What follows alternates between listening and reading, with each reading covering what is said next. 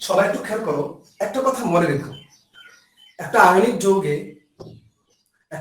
যৌগে ionic চরিত্র আর সমযোজী চরিত্র মিলে হচ্ছে 100। তাহলে আয়নিক চরিত্র যদি 100 হয়, তাহলে সমযোজী চরিত্র কত? 0। 100 + 16 = 100। আয়নিক চরিত্র যদি 95 ভাগ হয়, তাহলে সমযোজী চরিত্র কত হবে? 5 ভাগ। তাহলে দুইটা মিলে কত? 100। আবারও বলছি, কোন যৌগে আয়নিক চরিত্র আর সমযোজী চরিত্র দুটো মিলে হচ্ছে 100। তাহলে কোন যৌগের আয়নিক চরিত্র যদি 80% হয়, তাহলে সমযোজী চরিত্র কত? 20%। আবার সমযোজী চরিত্র বেড়ে গেলে যদি 30% হয়ে যায়, তাহলে আয়নিক চরিত্র 10% কমে যাবে, 70% হবে।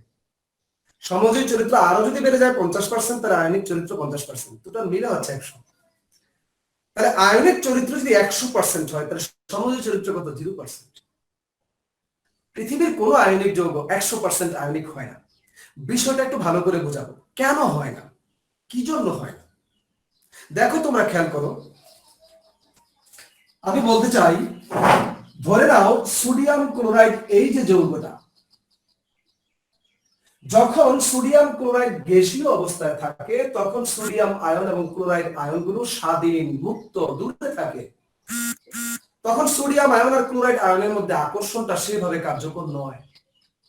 কিন্তু যখন তারা ক্যালাস অবস্থায় থাকে, কঠিন অবস্থায় থাকে, ক্যালাসের মধ্যে সোডিয়াম আয়নের খুব গায়ে গায়ে, প্রায় কাছাকাছি একদম কে থাকে? Chloride ion. একটা সোডিয়াম আয়নের 6 দিকে 6টা ক্লোরাইড থাকে, একটা ক্লোরাইডের 6 দিকে 6টা সোডিয়াম আয়ন থাকে। আমরা ক্যালাসগুলোর গঠন পর্যবেক্ষণ করলে আমরা দেখতে পাই সোডিয়াম ক্লোরাইডের ক্যালাস মানে ঘনকাকৃতির ক্যালাস, সেখানে একটা সোডিয়ামের 6 দিকে 6টা ক্লোরাইড থাকে।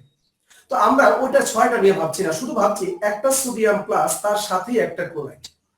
তাহলে একটু খেয়াল করো তুমি, সোডিয়াম কেন প্লাস হলো? কারণ সোডিয়ামের একটা কাঙ্ক্ষিত লক্ষ্য ছিল তার নিকটবর্তী নিয়নের গঠন লাভ করা, একটা ইলেকট্রন সে ছেড়ে দিয়ে স্থিতিশীলতা অর্জনের লক্ষ্যে সোডিয়াম প্লাস ইজিলি এবং হাসতে হাসতে গঠন করে, এবং সে স্বার্থ উদ্ধার হয়, তার স্থিতিশীলতা অর্জিত হয়, এবং সেই ইলেকট্রনটা আবার আরেকজনের জন্য প্রয়োজন, তার স্থিতিশীলতা অর্জনের জন্য ক্লোরিন সেটা গ্রহণ করে। এগুলো তোমরা এসএসসি থেকে পড়ো। কিন্তু ক্লোরিন যে ইলেকট্রনটা নিল, এখন সোডিয়াম দিল, ক্লোরিন নিল, তাহলে সোডিয়াম শতভাগ পাওনাদার কার থেকে? ক্লোরিন থেকে। আর ক্লোরিন নিয়েছে শতভাগ ঋণী। এখন এই সোডিয়াম প্লাস আর ক্লোরাইড মাইনাস, তাদের মধ্যে সোডিয়াম এখন 100% পাওনাদার ধরি, আর ক্লোরিন এখন 100% ঋণী ধরি। খেয়াল করো, তাহলে আমরা যদি সোডিয়াম প্লাস আর হচ্ছে ক্লোরিন মাইনাস, এটাকে যদি 100% পাওনাদার ধরি, তাহলে এটা হচ্ছে 100% ঋণী। বাবা, এখন কথা হলো, সোডিয়াম তার স্বার্থের জন্য ক্লোরিনকে ইলেকট্রন দিয়েছে। ক্লোরিনের খেয়াল করো, তোমরা বিষয়টা খেয়াল করো, ক্লোরিন তার প্রথম শক্তি স্তরে হচ্ছে 2টা ইলেকট্রন, নিউক্লিয়াসে 17টা প্রোটন, পারমাণবিক সংখ্যা 17 বলে। ক্লোরিনের বাহিরের শক্তি স্তরে 7টা ইলেকট্রন ছিল, আর সোডিয়াম থেকে আরেকটা ইলেকট্রন পেল, সেই ইলেকট্রনটাকে আমরা একটু কালো কালি দিয়ে দেখাচ্ছি। এখন ক্লোরিনের 8টা ইলেকট্রন হলো, আর্গনের গঠন লাভ করলো। দ্বিতীয় শক্তি স্তরে কিন্তু 8টা ইলেকট্রন আছে, ওটা আর দেখালাম না। তৃতীয় শক্তি স্তরটা দেখালাম, দ্বিতীয় শক্তি স্তরে আরো 8টা ইলেকট্রন আছে, বাদ দাও।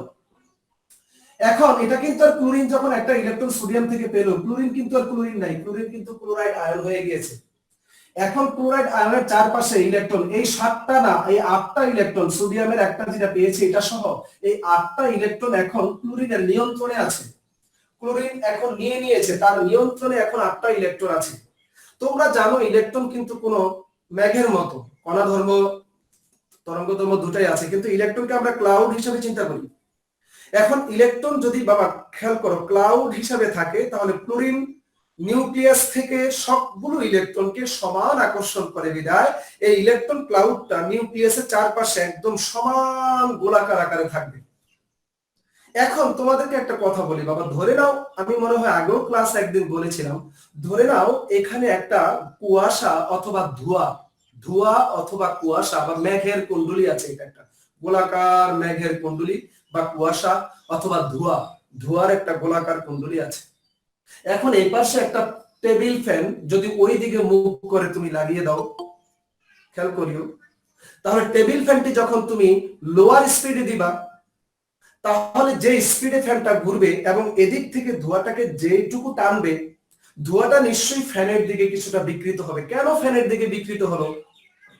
খেয়াল করো এই ধোঁয়াটাকে কেন্দ্রে, খেয়াল করো এই ধোঁয়াটাকে কেন্দ্রের কোন একটা বস্তু ধোঁয়াটাকে কিন্তু আকর্ষণ করে গোলাকার অবস্থায় তার নিয়ন্ত্রণে রাখছে। কিন্তু এখন ফ্যানটা যদি আবার এদিকে টানে, কিছু না কিছু হলো ধোঁয়া তার দিকে কিছুটা বিকৃত হবে। আমি ফ্যানের স্পিডটা আরেকটু বাড়িয়ে দিলাম, তাহলে ফ্যান আরো স্পিডে চললো, এদিক থেকে বাতাসকে আরো টানলো, কুয়াশাকে আরো টানলো। কিন্তু নিউক্লিয়াসের সাথে বহিস্থ ইলেকট্রন ক্লাউড, এই মেঘের এই কুয়াশার আকর্ষণ কিন্তু সেম থাকতেছে, এটা কিন্তু বাড়ছে না, এটা স্পিড। কিন্তু ফ্যানের স্পিডকে বাড়াই দিচ্ছি। ফ্যানের স্পিড যখন লোয়ার স্পিডে ছিল তখন যেটুকু মেঘ যেটুকু কুয়াশা তার দিকে বিকৃত হয়েছে। ফ্যানের স্পিড যদি তুমি আরো বাড়ায় দাও নিশ্চয়ই তার থেকে আরেকটু বেশি বিকৃত হবে। ফ্যানের স্পিড যদি আরো বাড়িয়ে দাও তাহলে নিশ্চয়ই এই মেঘের অনেকটাই সেদিকে ডাইভার্ট হয়ে চলে যাবে, ঠিক কিনা বলো? তাহলে খেয়াল করো এই যে ইলেকট্রন বা কুয়াশাকে যদি আমরা ইলেকট্রন, এই ক্লোরিনের 8টা ইলেকট্রন নিউক্লিয়াস দ্বারা আকর্ষিত হয়ে গোলাকার সুষম ভাবে মনে করো আছে, এখন এই ইলেকট্রন গুলো সুষম ভাবেই থাকবে যদি কেউ তাদেরকে না টানে, কেউ যদি তাদেরকে আকর্ষণ না করে। কিন্তু ক্যালাসের মধ্যে ক্লোরাইড আয়নের পাশেই কিন্তু সোডিয়াম আয়ন আছে। সোডিয়াম আয়ন কিন্তু তার স্বার্থের জন্য ক্লোরিনকে ইলেকট্রনটি দিয়ে দিয়েছে।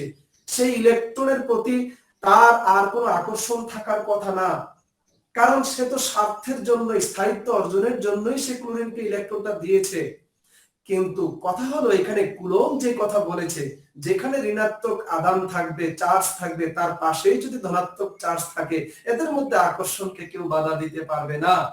সো ক্লোরাইড ইলেকট্রন, তার ইলেকট্রনের চার প্রকৃতি, চার্জের প্রকৃতি হচ্ছে নেগেটিভ। আর সোডিয়াম এর নিউক্লিয়াস যদি নেগেটিভ চার্জের কাছে আসে, সোডিয়াম ধনাত্মক আয়নটি যদি নেগেটিভ ইলেকট্রনের কাছে আসে, তাহলে নিঃসন্দেহে ক্যাটায়ন, যে কোনো ক্যাটায়ন, এটা সোডিয়াম আয়ন হতে পারে, ম্যাগনেসিয়াম আয়ন হতে পারে, কি অ্যালুমিনিয়াম আয়ন হতে পারে, ক্যালসিয়াম আয়ন হতে পারে, সিলভার আয়ন হতে পারে, হোয়াটএভার, কোন ক্যাটায়ন যদি কোনো অ্যানায়নের ইলেকট্রন, বাবা অ্যানায়ন মানে নেগেটিভ চার্জ, এই নেগেটিভ চার্জের কাছে যখন কোনো ক্যাটায়ন আসবে, এই ক্যাটায়নের ধনাত্মক চার্জ দ্বারা নেগেটিভ আয়নের যে ইলেকট্রন ক্লাউড সুষম আকারে ছিল, গোলাকার ছিল, সেই গোলাকার ইলেকট্রন ক্লাউডটা কিন্তু ক্যাটায়ন কাছে আসলে ক্যাটায়নের দিকে কিন্তু কিছুটা সরে যাবে। এই যে সরে যাওয়া, এই যে বিকৃত হওয়া, এই ঘটনাটার নাম হলো পোলারায়ন, পোলারাইজেশন। একটা ছিল পোলারন, আরেকটা হচ্ছে পোলারায়ন। পোলারন কোনটা? আমরা গত ক্লাসে যেগুলা করেছি, ডাইপোল সৃষ্টি হওয়া, প্যাচ লাগাই দিও না, ঝামেলা লাগাই দিও না। পোলারন আর পোলারায়ন, পোলারন রন রন আর পোলারায়ন। পোলারন হচ্ছে তোমরা পরীক্ষা এটা প্রায় অনেক স্টুডেন্ট ভুল করো।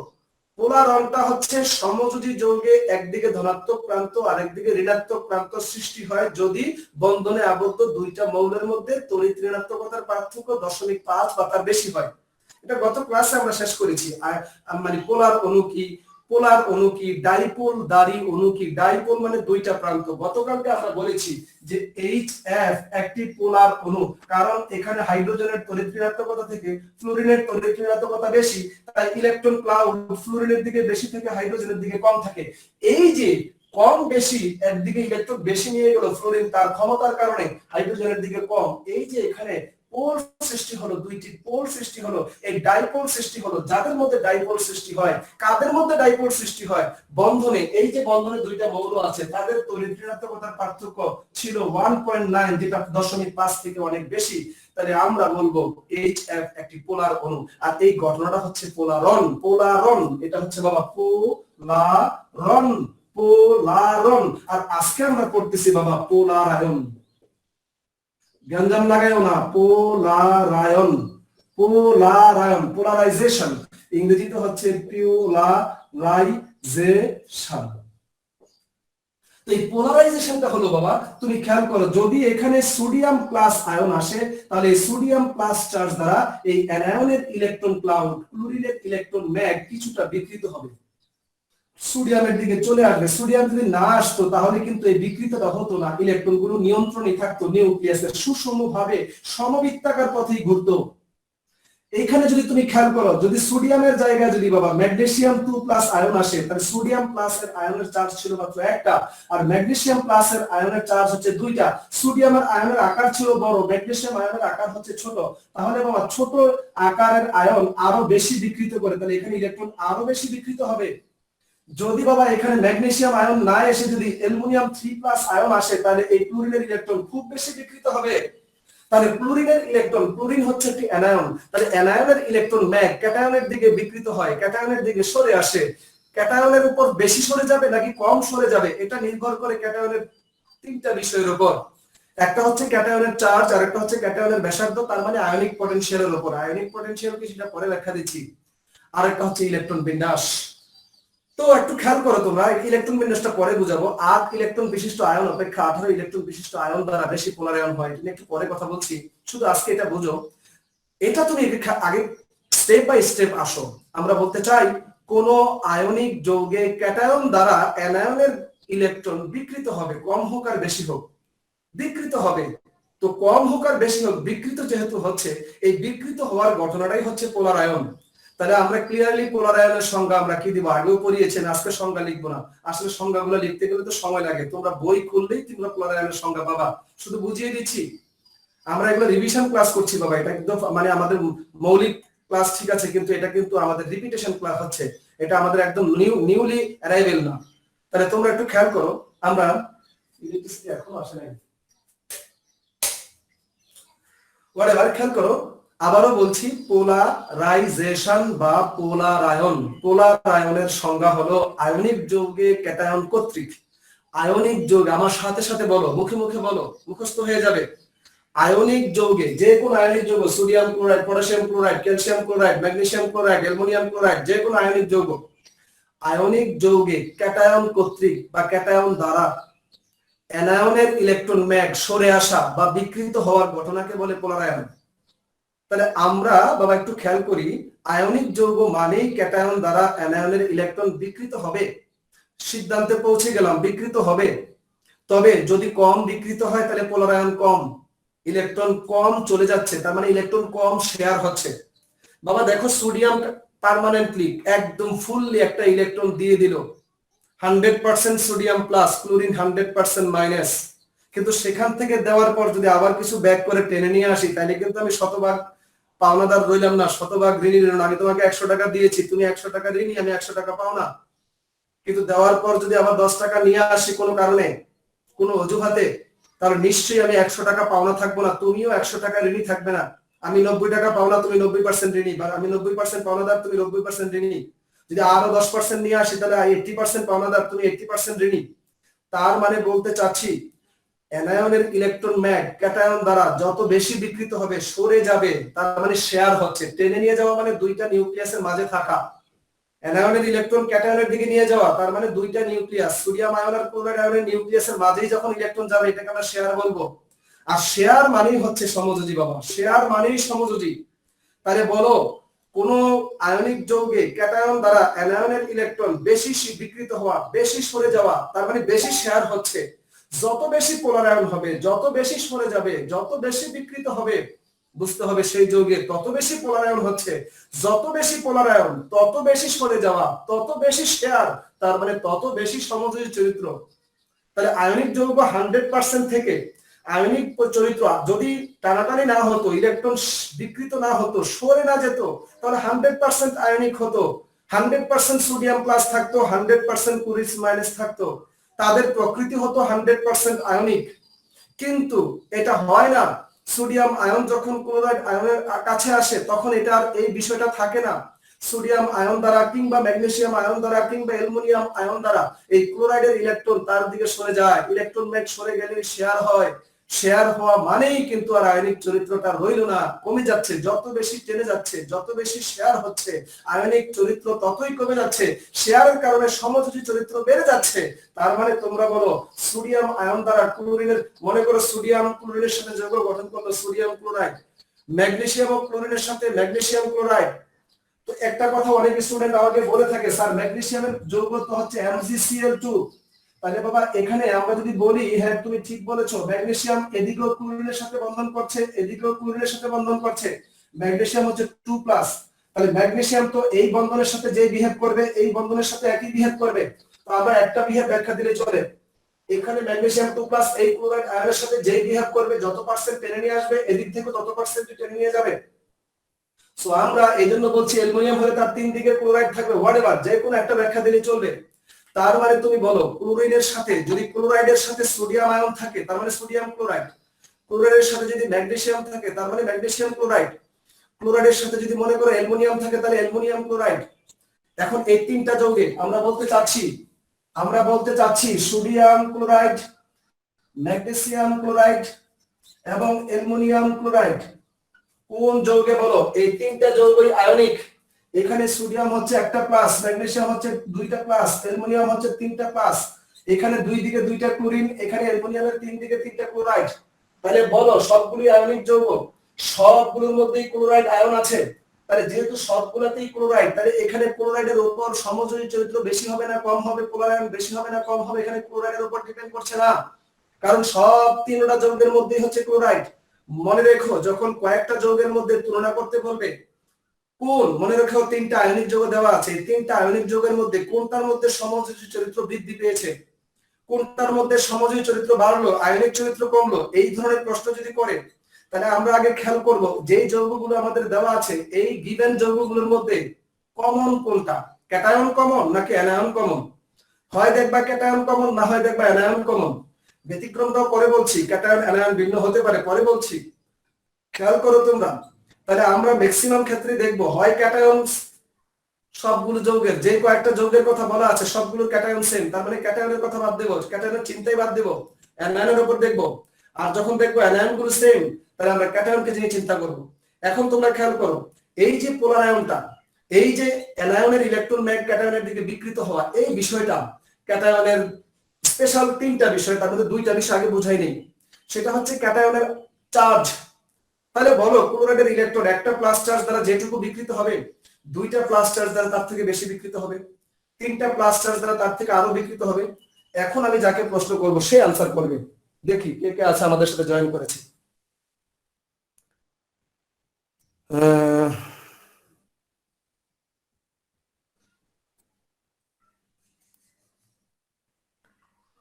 ফাহমিদা, না ফাহমিদা কে পরে বলছি, ইব্রাহিম আছে। আচ্ছা ইব্রাহিম তুমি বলো। সরকার, সরকার তুমি আমাকে শুনতে পাচ্ছ? জি স্যার।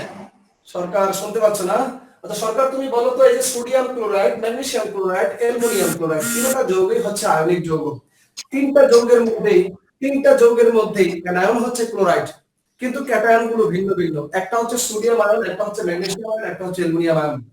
এতক্ষণ যে আলোচনা করলাম তুমি যতটুকু বুঝেছো তার ভিতর থেকে তুমি বলো তো ভুল হলে কোনো মানে সমস্যা নেই, ভয় পাওয়ার কোনো কারণ নেই, আত্মবিশ্বাসের সাথে বলো এই তিনটা যৌগের মধ্যে কোন যৌগে পোলার আয়নটা বেশি হবে, অর্থাৎ কোন যৌগের ক্যাটায়ন দ্বারা অ্যানায়নের ইলেকট্রন বেশি বিকৃত হবে।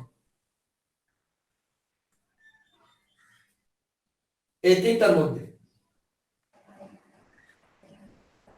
Sir aluminium.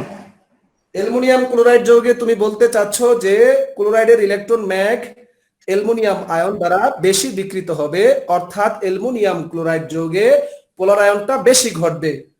কে কে তার সাথে একমত? সরকারের সাথে কে কে একমত? স্যার আমি একমত। স্যার আমিও। দ্বিমত কে কে আছে? দ্বিমত আমাদের নাহিদ পাগলা কি কয়? নাহিদ স্যার আমি একমত আছি স্যার। একমত আছে নাহিদ, ঠিক আছে। আকাশ কি বলে? আকাশ পেটলু, আকাশ। স্যার ঘুমাইতেছে মনে হয়। আকাশ রে করোনায় তোরে দেখতো না, তুই তোরে ভয় পাইবো বুঝছস, তারপরে সাবধানে থাইস রে আকাশ। তুই খাবার দেখলে তো তুই হুশ থাকে না, তোর খাবার দাবার একটু কমা, স্বাস্থ্যটার দিকে একটু খেয়াল কর। এরে স্বাস্থ্য বাইরে না যাইতে পারে, শুকায় গেছে অনেক, এতে শুকাই গেছে। তুই দেখ গিয়ে হাতে পান্তা ভাত মনে করছে মরিচ দিয়ে 2 প্লেট খায়, তুই কি মনে করস? তুই জানোস? স্যার 2 প্লেট কম স্যার। আচ্ছা রাতুলকে পাইছি। রাতুল তুমি বলো তো ইব্রাহিম যেটা বললো, সরকার যেটা বললো, এটা কি সঠিক নাকি ব্যাঠিক? কথা বলেন। রাতুল কথা বলছো না কেন? জি স্যার। আচ্ছা এখন তোমরা একটা বিষয় খেয়াল করো, আমি দুটা বিষয় লিখে দেই। স্টার দিয়ে তোমরা লেখো না, এখন আগে বুঝে নাও। কোন যৌগে, আমি যেটা লিখছি পরে লিখো, আমি লেখার সময় দেব। কোন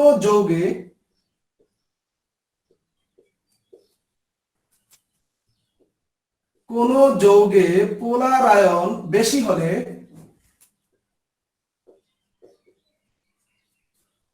পোলার আয়ন যদি বেশি হয়, ওই যৌগে সমযোজী চরিত্র বেড়ে যায়।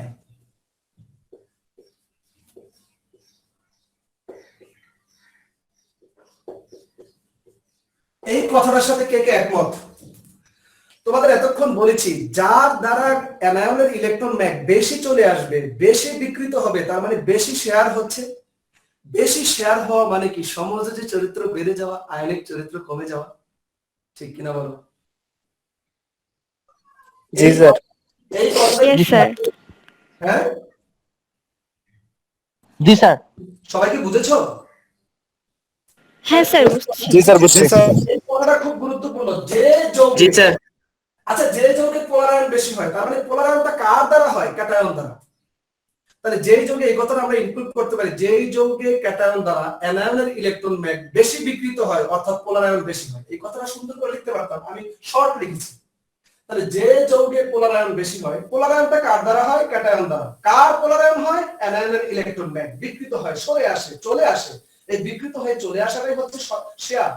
তাহলে পোলার আয়নটা বেশি হলে শেয়ারটা বেশি, আর শেয়ারটা বেশি হলে ওই যৌগের সমযোজী চরিত্র কি হবে? বেড়ে যাবে। তাহলে এই তিনটা যৌগের মধ্যে বলো, কোন যৌগের সমযোজী চরিত্র সবচেয়ে বেশি? অ্যানোমোনিয়াম ক্লোরাইড আছে। তামজিদ বলতে অ্যামোনিয়াম ক্লোরাইড। অভি, তামজিদ কি ঠিক আছে? অভি, জি স্যার। হ্যাঁ। তাহলে এখন যদি আমরা প্রশ্ন করি, এখন তোমরা খেয়াল করো, যদি একটা প্রশ্ন করি, উদ্দীপকের মনে করো, এই তোমরা একটু মনোযোগ দাও। তাহলে এখানে সোডিয়াম ক্লোরাইড, দেখো বাবা প্লিজ দেখো, সমযোজী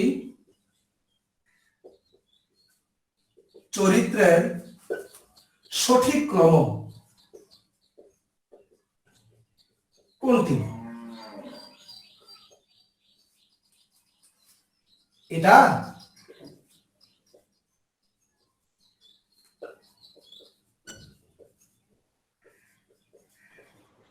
কোনটা? which is correct? এই দুটোর মধ্যে কোনটা? স্যার, দ্বিতীয়টা। হ্যাঁ, যদি এখানে বলা হয় যে স্যার নিচে। দেখো, সমযোজী চরিত্রের সঠিক ক্রম, তাহলে সমযোজী চরিত্র সবচেয়ে বেশি কার বলো? অ্যালুমিনিয়াম ক্লোরাইডের। আচ্ছা, এটাকে কিন্তু সঠিক করা যায় কিভাবে দেখো তো? সোডিয়াম ক্লোরাইড, স্যার আয়নিক বললে। দাঁড়াও, হ্যাঁ আয়নিক বলে আরো একভাবে করা যায় স্বামী, কি জানো? লেস দেন দিলে। হ্যাঁ, হ্যাঁ স্যার। দেখো, এটাও কিন্তু সঠিক। আর এটা সঠিক হতে পারে যদি এখানে সমযোজী চরিত্র না বলে যদি বলতাম আয়নিক চরিত্রের সঠিক ক্রম কোনটি? আয়নিক চরিত্রের, আমরা নিশ্চয়ই সবাই বুঝতে পেরেছি। জি স্যার বুঝছি। সবাই হ্যাঁ ক্লিয়ার? স্যার, বুঝতে পেরেছি। হুম। যদি জি, স্যার। এটুকু বুঝতে পারো, যদি এটুকু বুঝতে পারো, জি স্যার। তাহলে একটা স্যার, আমি আয়নিকের কথাটা বুঝলাম না, আর স্যার। সমযোজী চরিত্রের উল্টাটাই হচ্ছে আয়নিক চরিত্র। যার মধ্যে সমযোজী চরিত্র বেশি, তার আয়নিক চরিত্র কি কম? একটু আগে বলেছি, সমযোজী জি, বেড়ে স্যার। যাওয়া মানে কি? আয়নিক চরিত্র কমে যাওয়া। তাহলে যেহেতু তার সমযোজী চরিত্র সবচেয়ে বেশি, তাহলে তার আয়নিক চরিত্র সবচেয়ে কি হবে? কম। তার সমযোজী চরিত্র সবচেয়ে কম, তাহলে তার আয়নিক চরিত্র কি হবে? সবচেয়ে বেশি। বুঝলে না? জি স্যার। জি স্যার, বিপরীত। সমযোজী চরিত্রটা আয়নিক চরিত্রের বিপরীত। কোন যৌগের সমযোজী চরিত্র আর আয়নিক চরিত্র মিলে হচ্ছে 100। তাহলে কোন যৌগের সমযোজী চরিত্র যদি 10 হয়, তাহলে আয়নিক চরিত্র কত? 90। কোন যৌগে যদি সমযোজী চরিত্র 30 হয়, তাহলে আয়নিক চরিত্র কত? 70। কোন যৌগে যদি সমযোজী 50 হয়, তাহলে আয়নিক কত হয়? 50। সেটাই বলছি আমরা, সমযোজী বাড়ছে, আয়নিক কমছে, অথবা আয়নিক বাড়ছে, সমযোজী কমছে। ক্লিয়ার? মনে রেখো। আচ্ছা, এখন এই কথাটা কি লিখেছো তোমরা? জি স্যার। আমরা একটু বলি, সমযোজী চরিত্রের সঠিক ক্রম, এটাও সঠিক, এটাও সঠিক, একটু স্ক্রিনশট দিয়ে রাখো। আর যদি আয়নিক চরিত্রের সঠিক ক্রম বলে, তাহলে এটা সঠিক। সমযোজী জায়গায় যদি বলে, সমযোজী জায়গায় যদি বলে আয়নিক চরিত্র, লাল কালিতে লিখি, দেখো, যদি এখানে সমযোজী চরিত্র না বলে যদি বলতো আয়নিক চরিত্রের সঠিক ক্রম, তাহলে লাল কালি দিয়ে লিখতো, লালটা সঠিক। আয়নিক চরিত্রের জন্য এটা সঠিক, আর সমযোজী চরিত্রের জন্য এটা আর এটা সঠিক। লিখে নাও, স্ক্রিনশট দিয়ে নাও।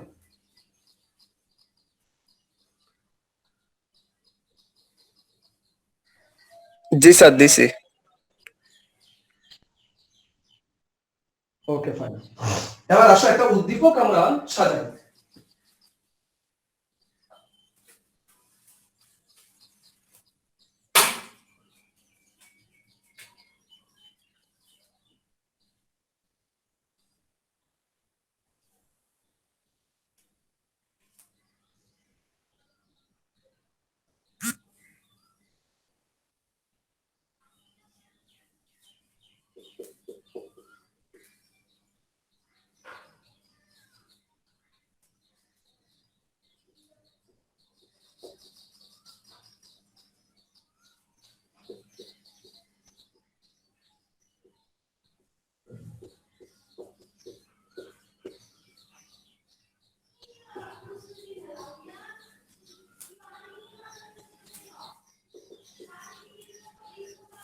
এটা হচ্ছে উদ্দীপক, এগুলো হচ্ছে মৌল, আর এগুলো হচ্ছে বহিস্থ ইলেকট্রন বিন্যাস।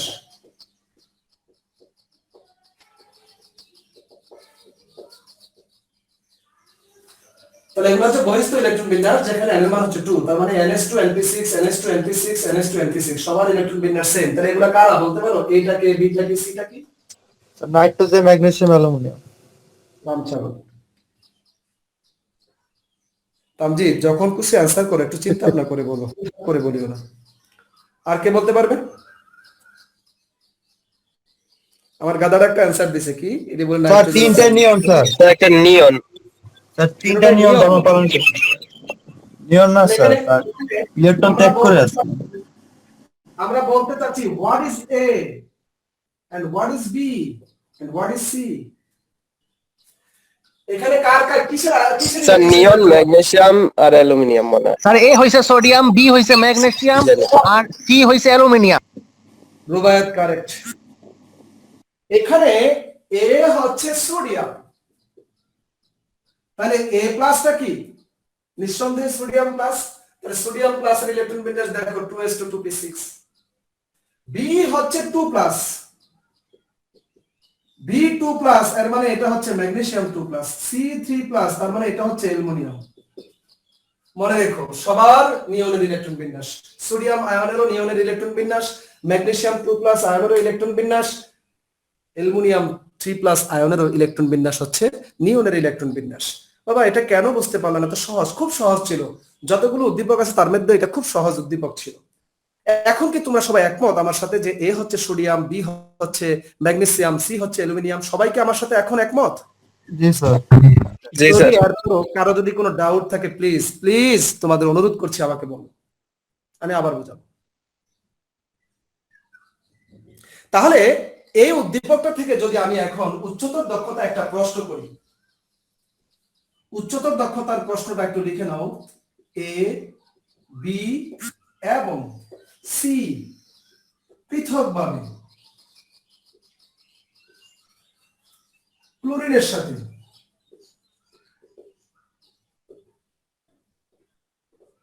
যৌগ গঠন করলে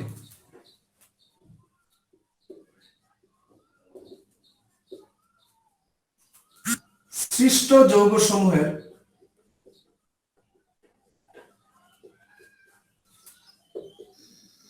গলনাঙ্কের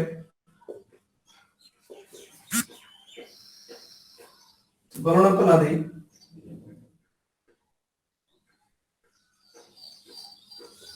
সমযোজী চরিত্রের তুলনামূলক বিশ্লেষণ করো। তুলনামূলক বিশ্লেষণ, কার সমযোজী চরিত্র বেশি হবে, কার সমযোজী চরিত্র কম হবে। লেখো, প্রশ্নটা লেখো, খাতায় প্রশ্নটা লেখো, উদ্দীপকটাও লেখো এবং উচ্চতর দক্ষতায় প্রশ্নটা লেখো। প্রশ্নটা এতক্ষণ যা আলোচনা করেছি সেটাই, প্রশ্নটা এতক্ষণ যা আলোচনা করেছি সেটাই, শুধু আমি এখন তোমাদেরকে একটু মুখে মুখে প্রশ্নটার শুরু কি হবে, শুরুটা শেষটা কি হবে সবটুকু বলে দিব। আগে প্রশ্নটা দ্রুত লেখো, সময় আছে আমার হাতে 3 মিনিট।